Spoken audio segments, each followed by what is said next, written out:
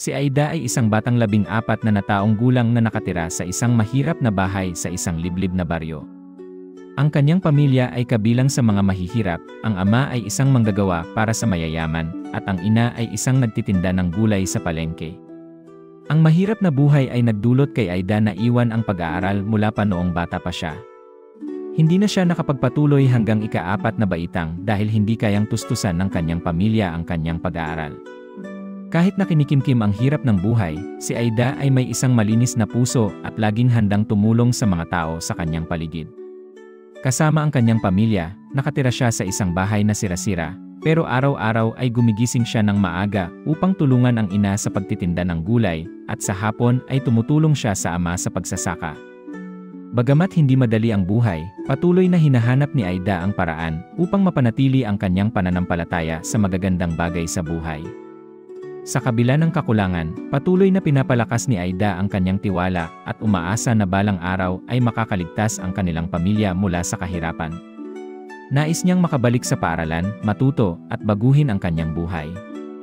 Subalit, sa ngayon, siya ay patuloy na nagdadala ng mga responsibilidad bilang anak sa kanyang pamilya. Ngunit hindi siya malungkot o nawawala ng pag-asa, sa halip patuloy niyang ginagawa ang lahat ng paraan upang matulungan ang kanyang pamilya.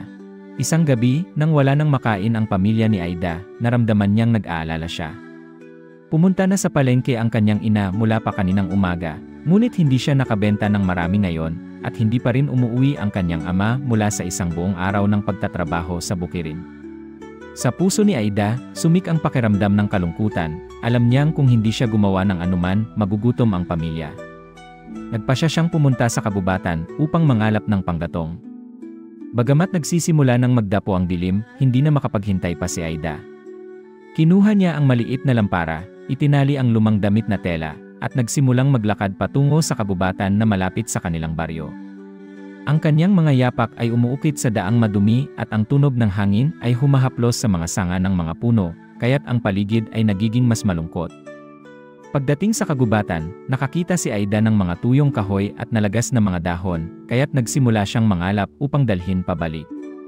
Habang siya'y nakayuko at kumakakita ng sanga ng kahoy mula sa ilalim ng puno ng saging, biglang may isang galaw sa lupa na nakatawag ng kanyang pansin. Nang itaas niya ang kanyang mata, nakita niyang may isang kakaibang nilalang na nakaupo sa lilim ng puno ng saging. Ang balat nito ay kasing puti ng hamog at ang katawan ay maliit at payat. Hindi makapaniwala si Aida sa kanyang nakita. Isang duwende, isang mahiwagang nilalang na narinig lamang niya mula sa kanyang lola. Habang nilalapitan ni Aida, binuksan ng duwende ang mga mata nito at tumingin ng diretsyo sa kanya na nagdulot sa kanya ng panginginig. Nakakagulat, tinawag ng duwende ang pangalan ni Aida, Aida. Ang malambing na tinig nito ay umabot sa buong kagubatan. Hindi maintindihan ni Aida ang nangyayari, ngunit patuloy na nagsalita ang duwende, kailangan kita. Ako'y buntis at may mga masasamang nilalang na nagnanais kunin ang aking anak. Ikaw lamang ang aking matatakbuhan. Nagulat si Aida at nakaramdam ng takot, ngunit nang matanaw niya ang malinis na mata ng duwende, napagtanto niyang ito ay isang mahalagang pagkikita. Ang duwende ay tumingin sa kanya ng may tiwala, parang alam na siya lamang ang makakatulong. Kahit na puno ng takot at hindi pa lubos na nauunawaan ang nangyayari, hindi kayang iwan ni Aida ang nilalang na iyon sa oras ng panganib. Naramdaman ni Aida ang isang hindi maipaliwanag na takot na kumalat sa kanyang puso, ngunit napansin din niya ang isang kakaibang bagay mula sa mahiwagang nilalang sa kanyang harapan. Ang duwende ay hindi katulad ng mga nilalang na narinig ni Aida sa mga alamat. Ang liwanag mula sa kanyang lampara ay nagbigay diin sa marupok na kagandahan ng duwende, parang hindi ito kabilang sa mundong ito. Ang balat nitong puti na kasing puti ng nyebe, ang mga mata nitong kumikislap tulad ng mga bituin sa madilim na gabi. Lahat ng ito ay bumuo ng isang misteryosong ganda na nagpahinto kay Aida at hindi makatingin sa ibang bagay. Kailangan kita, Aida, sabi ng duwende, ang tinig nito ay malambing ngunit puno ng kabalisahan. Ako'y buntis at may mga masasamang nilalang na nagnanais na agawin ang aking anak. Ikaw lamang ang makakatulong upang maprotektahan ito. Nararamdaman ni Aida na mabilis ang tibok ng kanyang puso. Parang may isang puwersa na tumatawag sa kanya, ngunit sabay na nararamdaman niya ang takot. Paano siya makakatulong sa isang nilalang na ganito kahirap intindihin? Isa lamang siyang mahirap na batang babae na nakatira sa isang maliit na baryo. Wala siyang kapangyarihan o mahika upang labanan ang mga banta.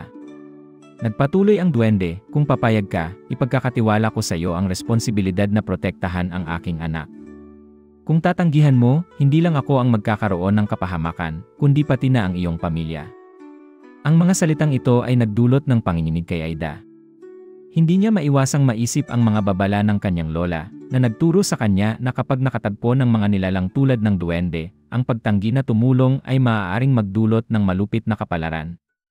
Alam niyang hindi madaling desisyon ito, ngunit ramdam niya na ang kanyang puso ay nagdesisyon na. Tumingin si Aida sa maliwanag na mga mata ng duwende at naramdaman ang tiwala nito sa kanya.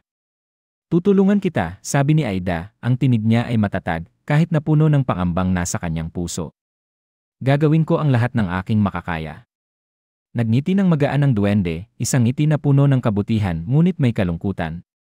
Salamat, Aida. Alam kong ikaw lamang ang makakatulong sa akin. Kapag dumating na ang oras ng panganganak, tatawagin kita. Ngunit maghanda ka dahil maraming panganib ang naghihintay. Hindi alam ni Aida kung anong susunod na gagawin, ngunit nararamdaman niyang ang responsibilidad ay mabigat sa kanyang balikat. Tumayo ang duwende, hinaplos ang kanyang tiyan at patuloy na nagsalita, ngayon, bumalik ka na sa iyong bahay. Itago mo ang lihim na ito, huwag mong sasabihin sa kahit kanino. Maiintindihan mo pa ang lahat kapag nangyari na ang mga bagay. Sa mga salitang iyon, tahimik na umalis ang duwende sa dilim ng kagubatan, iniwan si Aida na nakatayo doon, puno ng kalituhan at takot. Hindi niya alam kung magagawa ba niyang tapusin ang misyon na ito, ngunit alam niyang kapag nagdesisyon na siya, wala nang balikan. Bumalik si Aida sa kanilang bahay sa ilalim ng malamlam na dilim ng kagubatan. Mabilis ang kanyang mga hakbang, ngunit ang kanyang puso ay mabigat, puno ng alalahanin at kalituhan. Ang mga salita ng duwende ay paulit-ulit na umuukit sa kanyang isipan, kung tatanggihan mo, maaaring magdusa ang buong pamilya mo. Bagamat hindi pa lubos na nauunawaan ang buong sitwasyon, naramdaman ni Aida ang isang hindi maikakailang kagipitan. Pagdating niya sa bahay, pareho pa rin ang lahat. Abala ang kanyang ina sa paghahanda ng pagkain, habang ang kanyang ama ay nakauwi na matapos ang isang mahabang araw sa bukirin. Ang mga pamilyar na tanawin na ito ay nagpasidhi ng kaba ni Aida. Hindi niya kayang ikwento ang nangyari sa sinuman, lalo na sa kanyang ina. Alam niyang kung malalaman ito ng ina, mag-aalala ito at pipigilan siya, dahil palagi nitong pinaalalahanan si Aida na mag-ingat sa mga bagay na may kinalaman sa kababalaghan. Umupo si Aida sa hapagkubo kasama ang pamilya, ngunit hindi niya magawang mag-concentrate sa pagkain. Ang mga masayang kwento ng kanyang mga magulang at ang mga tunog ng payapang kainan ay hindi kayang patahimikin ang kanyang isip na puno ng alaala ng kakaibang inkwentro sa kabubatan. Alam niyang hindi na magiging tulad ng dati ang kanyang buhay. Nang dumating ang gabi at lahat ay natutulog na, tahimik na bumangon si Aida mula sa kanyang higaan at naupo sa tabi ng bintana, pinagmamasdan ang kalangitan na puno ng mga bituin. Naalala niya ang mga salitang sinabi ng duwende, pati na ang banta tungkol sa mga masasamang nilalang na maghahanap upang agawin ang anak ng duwende. Bagamat natatakot siya, alam niyang kung tatanggihan niya, hindi lang ang kanyang buhay, kundi pati na ang buhay ng kanyang pamilya ay mapapahamak.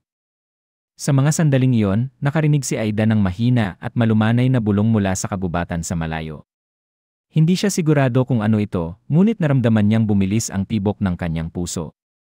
Isang senyales, tinatawag siya ng duwende. Alam niyang oras na upang kumilos.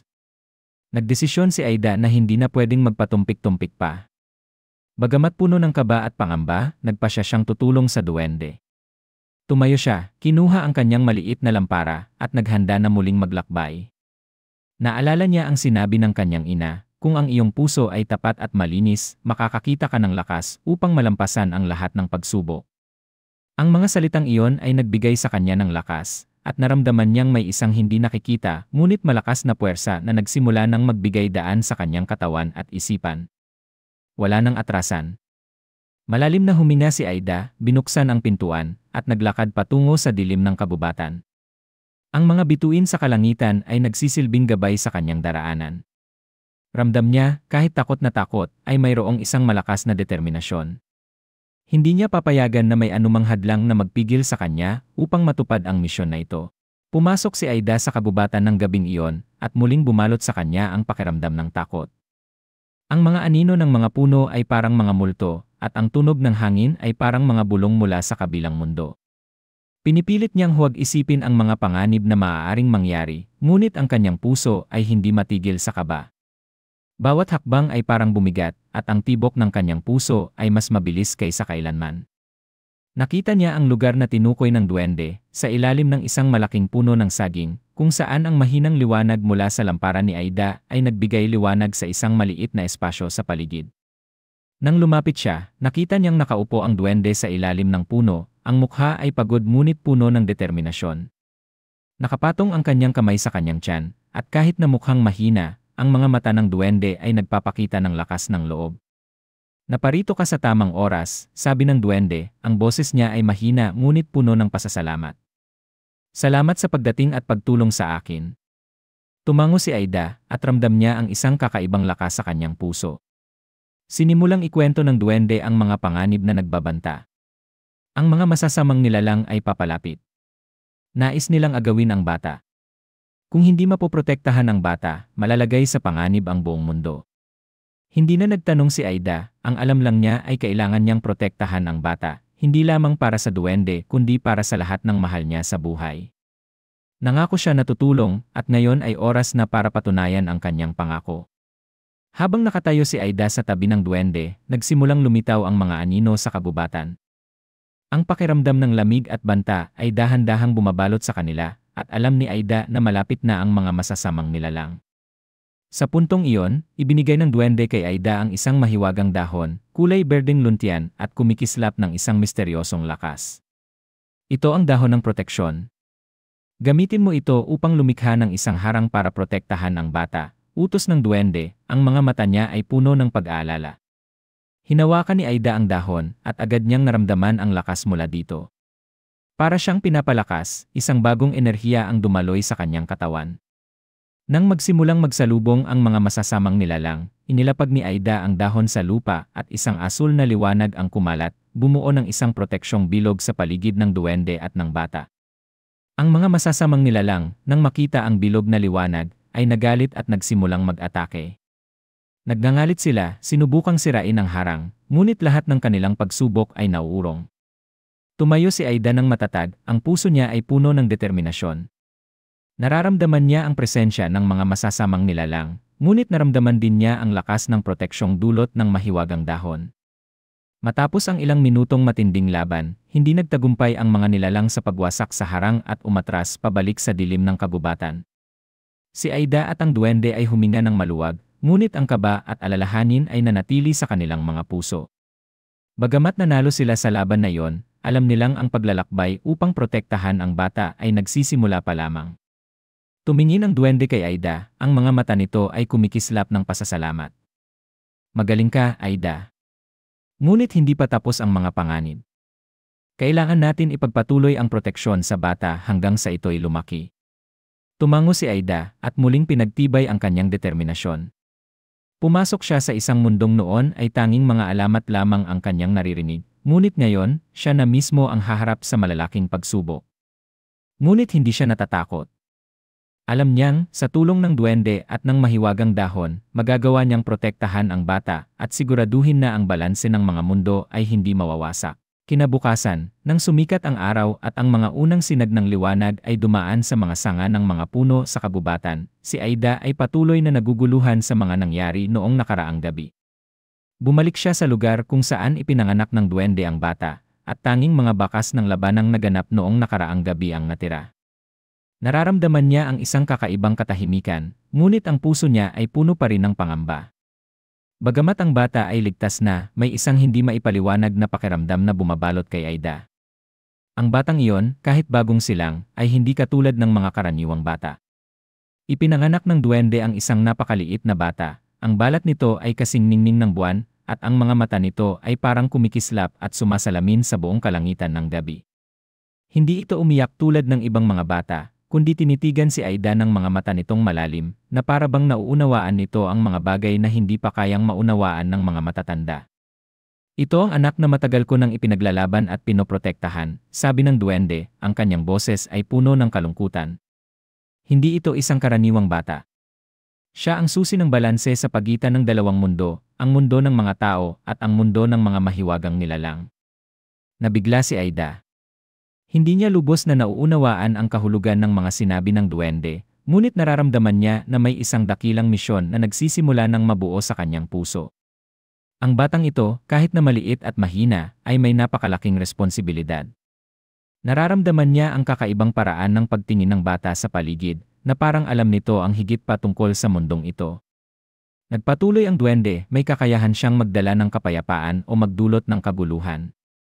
Depende ito sa tagapag-alaga niya. Kung ang bata ay mapunta sa kamay ng mga masasamang puwersa, ang balanse ng mundo ay mababago.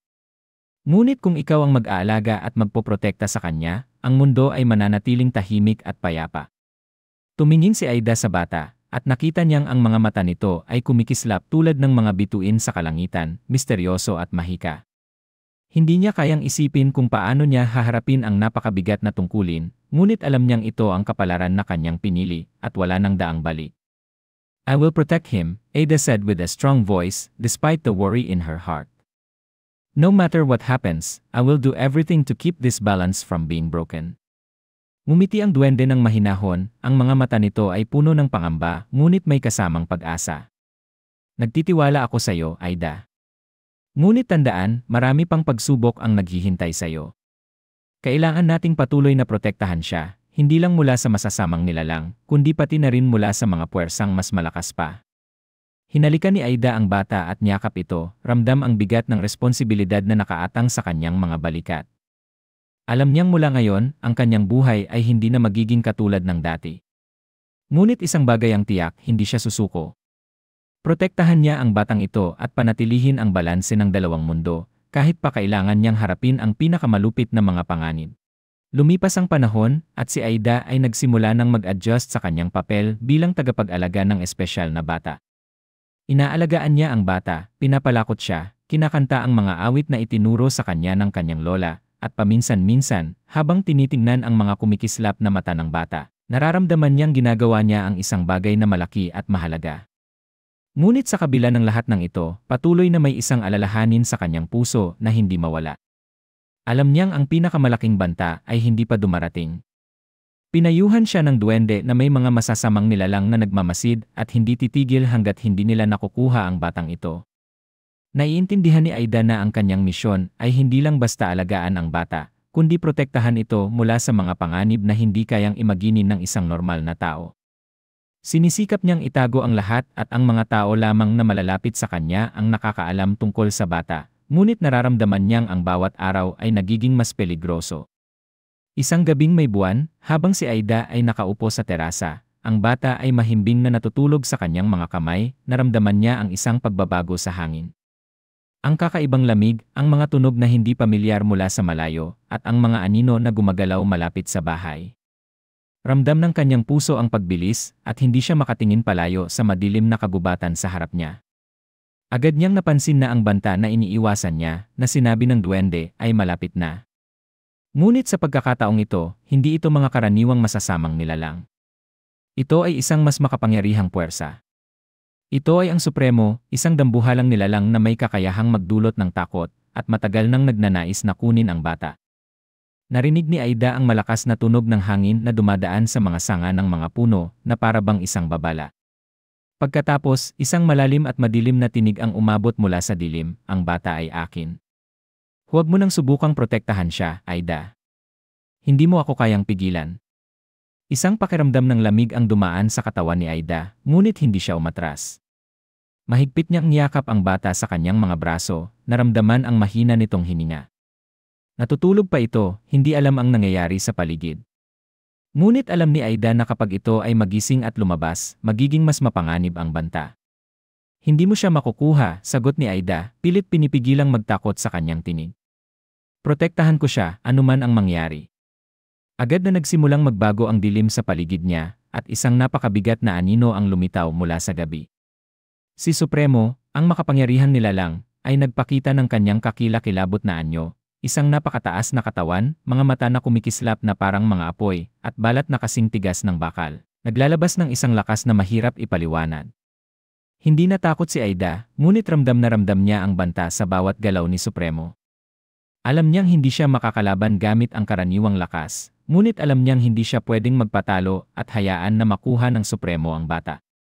Hindi mo ako kayang talunin, natatawang sinabi ni Supremo, ang kanyang tawanan ay sumabog sa katahimikan ng gabi. Tumingin si Aida kay Supremo, hindi umatras. Naalala niya ang mga turo ng duwende tungkol sa katatagan at tapang. Wala siyang mahikang katulad ni Supremo, ngunit mayroon siyang malinis na puso at isang mataas na misyon. Hindi ko kailangan ng kapangyarihan mo, sagot ni Aida, ang kanyang mga mata ay matatag. Ang kailangan ko ay protektahan ang batang ito. Sa isang mabilis na galaw, kinuha ni Aida ang mahiwagang dahon na ibinigay sa kanya ng duwende at inilapag ito sa lupa. Muling sumik ang isang asul na liwanag, maliwanag at matindi, at lumikha ng isang proteksyon sa paligid nila ng bata. Nagalit si Supremo at sumabog ang kanyang tinig, ngunit hindi niya kayang sirain ang proteksyon. Hindi mo ako kayang talunin. Sigaw ni Supremo, ngunit hindi siya nakalapit sa bata. Tumayo si Aida ng matatag, hindi iniiwas ang mata kay Supremo, at hindi tinitigilan ang desisyon na hindi hayaang makuha ang bata. Ramdam niya ang lakas mula sa dahon, at mula sa kanyang sariling tapang, at alam niyang kahit anong panganib ang dumating, hindi siya susuko. Ang laban ay nagsisimula pa lamang, at si Aida ay handa nang harapin ang lahat ng pagsubok upang protektahan ang batang ito. Pagkatapos ng gabing nakaharap si Aida kay Supremo, hindi siya makatulog. Nakatunganga siya sa dilim, ang puso ay mabilis na tumibok sa kanyang dibdib, at ang mga mata ay hindi mayalis mula sa liwanag ng mahiwagang dahon na nakapatong sa lamesa. Bagamat ang proteksyong ibinigay ng dahon ay nakatulong para mapanatili silang ligtas noong nakaraang gabi, alam ni Aida na hindi pa tapos ang banta. Ramdam niyang may kakaibang pagbabago sa hangin, parang isang unos na malapit nang dumating. Pinayuhan siya ng duwende na si Supremo ay isa lamang sa mga masasamang puwersa na kakaharapin ng bata. Naunawaan ni Aida na bagamat nanalo siya sa isang laban, ang tunay na laban ay nagsisimula pa lamang. Hindi siya maaaring magpakasaya sa maliit na tagumpay na iyon, dahil habang lumalalim siya sa misyon ng pagprotekta sa bata, mas marami pang mas matinding pagsubok ang darating. Tumayo si Aida, ang liwanag mula sa maliit na lampara ay sumikat sa kanyang mukha, na nagbigay diin sa matatag na determinasyon sa kanyang mga mata. Napagtanto niya ang isang mahalagang bagay, hindi siya maaaring umasa lamang sa mga proteksyon at mahiwagang gamit. Kailangan niyang buhayin ang ibang uri ng lakas, ang lakas ng tibay, sakripisyo, at hindi matitinag na pananampalataya. Nagdesisyon si Aida na hindi na niya hahayaang ang takot ay magdikta ng kanyang mga hakbang. Bawat gabi, bawat oras, magpapatuloy siya sa pagprotekta sa bata hanggang sa mapanatili ang balanse sa pagitan ng dalawang mundo. Hindi ito isang obligasyon, kundi isang pagpili na maluwag niyang tinanggap. Hindi siya maaaring umatras at hindi siya kailanman susuko. Kinabukasan, nagpasya si Aida na maghanda para sa mga darating panghamon. Muling pumasok siya sa kabubatan upang mangalap ng mga dahon mula sa mga puno na itinuro sa kanya ng duwende. Bawat hakbang niya sa kagubatan ay ramdam niyang may malalim na kahulugan, parang siya ay naglalakbay patungo sa isang pintuan ng ibang mundo, isang mundong puno ng tapang at hindi maiiwasang mga pagsubok. Pagbalik niya sa bahay, ang bata ay mahimbing na natutulog, ang mga mata nitong kumikislap na puno ng kapayapaan na ayaw niyang guluhin. Ngunit alam niyang ang kapayapaang iyon ay pansamantala. Hindi siya maaaring magpahinga. Naalala niya ang mga salita ng kanyang lola. Ang tapang ay hindi ang kawalan ng takot, kundi ang kakayahang harapin ang takot at gawin ang tama, anuman ang pagsubok. Naiintindihan ni Aida na upang maprotektahan ang bata at mapanatili ang balanse, haharapin niya ang mga mas malupit na nilalang kaysa kay Supremo. Ngunit alam din niya na sa pamamagitan ng kanyang tibay at tiwala sa sarili, kaya niyang lampasan ang lahat. Sa araw na yon, hindi lamang siya nagtrabaho ng masigasig, kundi nag-ensayo din sa paggamit ng mga dahon na ibinigay sa kanya ng duwende. Pinag-aaralan niyang kontrolin at paigtingin ang lakas mula rito, upang maging handa siya sa darating na tunay na laban. Nang sumapit ang gabi, si Aida ay nakaupo sa tabi ng bintana, tinitingnan ang langit na puno ng mga bituin. Bawat bituin ay isang pangako na poprotektahan niya ang bata, isang pangako hindi lamang para sa kanya, kundi para sa buong mundo.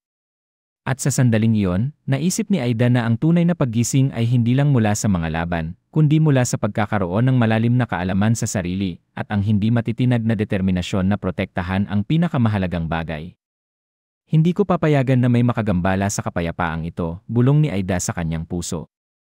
Alam niyang may darating na matinding laban, ngunit handa na ang kanyang puso at hindi siya kailanman susuko. Isang gabi, nang ang langit ay naging itim na may mga ulap na tumakip sa mga bituin, at ang malamig na hangin ay nagsimulang dumaan sa buong baryo, naramdaman ni Aida ang isang kakaibang pagbabago sa hangin. Ang mga babala ng duwende ay muling bumalik sa kanyang isipan. Hindi kailanman titigil si Supremo. Babalik siya, mas malakas, at sa pagkakataong ito, hindi magiging madali para sa iyo ang protektahan ang bata. Hindi kayang umupo ni Aida. Alam niyang ang gabing ito ang magiging desisyon ng lahat. Naghanda siya ng lahat ng bagay. Ang mga mahiwagang dahon na kanyang kinolekta, ang mga aral na ibinigay ng duwende tungkol sa lakas ng tibay at sakripisyo, lahat ng ito ay handa na para sa huling laban. Nang dumating ang gabi, umupo si Aida sa tabi ng bata, tinitingnan ang mga kumikislap na mata nito. Hindi umiiyak ang bata, ngunit ramdam niya ang kahalagahan nito. Ang bata ay hindi lamang isang malusob na nilalang na kailangang protektahan, kundi isang susi para sa balanse sa pagitan ng dalawang mundo. Kung ito ay mawawala, hindi lamang ang isang mundo ang mawawala kundi ang buong mundong ito. Pagkatapos, isang malakas na ugong mula sa kabubatan ang sumalubong kay Aida. Alam niyang si Supremo na yon. At sa pagkakataong ito, hindi siya nag-iisa. Mula sa likuran ni Supremo, nagpakita ang mga anino ng mga malalakas na nilalang, pinaligiran si Aida at ang bata. Hindi mo kayang talunin ako, Aida, sabi ni Supremo, ang boses niya ay may kasamang pang-uyam. Ang batang ito ay akin at hindi mo kayang pigilan ako. Hindi natakot si Aida. Ang puso niya ay matibay na parang hindi pa siya nakaranas ng takot. Tumayo siya, hawak ang mahiwagang dahon sa kanyang mga kamay. Ang liwanag ng asul na ningning mula sa dahon ay sumik sa buong silid, at agad na bumuo ng isang proteksyon sa paligid nila ng bata. Lumapit si Supremo, ang mga mata nito ay puno ng hamon. Hindi mo kayang protektahan siya ng habang buhay. Sisirain ko ang iyong proteksyon. Ang lakas na naramdaman ni Aida ay hindi maipaliwanag. Alam niyang hindi sapat ang lakas ng dahon upang talunin si Supremo. Kailangan niyang gumamit ng isang bagay na mas malakas, ang tapang at pagmamahal na mayroon siya para sa bata. Ito ang tunay na lakas na natutunan niya sa buong paglalakbay niya. Protektahan ko siya ng buo kong lakas, sabi ni Aida, ang tinig niya ay puno ng determinasyon. Tinutok ni Supremo ang kanyang tingin kay Aida at humalakhak, ngunit hindi umatras si Aida. Ipinatong niya ang kanyang kamay sa mahiwagang dahon at naramdaman ang koneksyon ng kanyang katawan sa kalikasan. Biglang, isang napakaliwanag na liwanag ang sumik mula sa dahon, ang lakas ng liwanag ay tumama sa buong paligid, at ang mga masasamang nilalang sa paligid ay napaatras, hindi kayang lapitan ang proteksyon. Si Supremo ay umungol ng galit, ngunit hindi niya kayang sirain ang lakas ng tapang ni Aida. Hindi kayang tiisin ng mga masasamang nilalang ang liwanag ng pag-ibig at tapang mula sa dahon. Patuloy na tumayo si Aida, hindi pinapayagan na magtagumpay ang takot. Ramdam niya ang lakas mula sa loob niya at alam niyang kahit ano pa ang mangyari, hindi siya susuko. Mabilis na inihagis ni Aida ang kanyang kamay at ang liwanag mula sa dahon ay lumakas pa. Si Supremo at ang mga masasamang nilalang ay umatras, nawalan ng lakas, hindi kayang tapatan ang lakas ng tapang at pagmamahal na inilalabas ni Aida. Isang napakaliwanag na liwanag ang sumik at bumalot sa buong kagubatan. Tinulak ang Supremo at ang mga nilalang pabalik sa dilim ng walang hanggan. Nang humupa ang lahat, tiningnan ni Aida ang bata, na patuloy na natutulog ng mahimbing, hindi alam ang labanan na isinagawa niya upang protektahan ito. Huminga siya ng maluwag, ngunit alam niyang ito ay isang bahagi pa lamang ng kanyang mas mahaba pang paglalakbay. Nagpakita si Duwende sa tabi ni Aida, naggiting puno ng pagpapahalaga. Magaling ka, Aida. Protektado mo ang bata at napanatili ang balanse. Hindi malilimutan ng mundong ito ang iyong sakripisyo at tapang. Ngumiti si Aida, isang ngiti na puno ng kahulugan, ngunit hindi pa rin nawawala ang determinasyon sa kanyang mga mata. Hindi na siya ang batang mahirap na dati, kundi isang tagapangalaga ng buhay at ng kapayapaan sa pagitan ng dalawang mundo. At sa sandaling iyon, naisip ni Aida na bagamat hindi pa tapos ang kanyang misyon, handa na siyang harapin ang mga susunod na pagsubok. Ang huling laban ay natapos, ngunit ang paglalakbay ni Aida ay nagsimula pa lamang. Pagkatapos ng huling labanan, si Aida ay nakaramdam ng isang kakaibang kapayapaan na bumalot sa kanya. Sa wakas, naipagtanggol niya ang espesyal na bata na kanyang inaalagaan mula pa noong umpisa. Si Supremo at ang mga masasamang nilalang ay napalayas, at ang balanse sa pagitan ng dalawang mundo ay napanatili. Ngunit alam ni Aida na hindi na magiging katulad ng dati ang kanyang buhay. Hindi lang niya protektado ang bata, kundi pati na rin ang hinaharap ng dalawang mundo. Kahit na nagtagumpay, hindi maiwasan ni Aida na hindi mapagmasdan ang bata na nahihimbing sa kanyang mga braso. Ang mga mata nitong kumikislap ay puno ng isang uri ng karunungan na hindi akma sa kanyang edad. Alam ni Aida na ang batang ito ay hindi isang karaniwang nilalang. Siya ang susi upang mapanatili ang kapayapaan, at ang kanyang responsibilidad ay hindi pa natatapos. Sa mga sumunod na araw, si Aida at ang bata ay patuloy na namuhay sa ilalim ng proteksyon ng mga mahiwagang dahon na itinuro sa kanya ng duwende. Laging nariyan ang duwende, tumutulong at nagbibigay ng mga mahalagang aral tungkol sa kung paano mapanatili ang balanse sa pagitan ng mga mundo. Napagtanto ni Aida na ang pagprotekta sa bata ay hindi lamang isang misyon, kundi isang paglalakbay ng pagkatuto, paglago, at pagbabago. Tuwing gabi, kapag ang mga bituin ay kumikislap sa langit, tinitingnan ni Aida ang mga ito at nararamdaman ang isang malalim na koneksyon sa kalikasan at sa mga mahiwagang nilalang na tumulong sa kanya. Alam niyang bawat gabing iyon, siya ay natututo ng mga bagong aral tungkol sa tapang, sakripisyo, at pagmamahal. Sa paglipas ng panahon, nagbago si Aida. Hindi na siya ang batang mahirap at mahina na araw-araw ay humaharap sa mga pagsubok. Siya ay naging isang malakas at matatag na tagapangalaga, handang harapin ang anumang hamon upang mapanatili ang buhay at ang balanse sa pagitan ng mga mundo. Hindi lamang niya protektado ang bata, kundi pati na rin ang lahat ng mga bagay na kanyang pinahahalagahan at iniingatan. Sa wakas, nang magsimula ng magkaedad ang bata, alam ni Aida na darating ang panahon na kailangan niyang ipasa ang responsibilidad sa iba. Alam niyang magiging mahirap ito, ngunit naniniwala siya na ang bata ay magpapatuloy sa pagdadala ng kapayapaan dahil siya ay pinalaki sa pagmamahal at tapang. Natapos na ni Aida ang kanyang misyon at ngayon, maaari na niyang tingnan ang hinaharap ng may matatag na pananampalataya. Ang hinaharap ni Aida ay hindi lamang isang pagpapatuloy ng isang ordinaryong buhay, kundi isang patuloy na paglalakbay ng pagprotekta, pagkatuto, at pagmamahal. Napatunayan niyang ang isang malinis na puso at tapang ay kayang magtagumpay sa kahit anong pagsubok.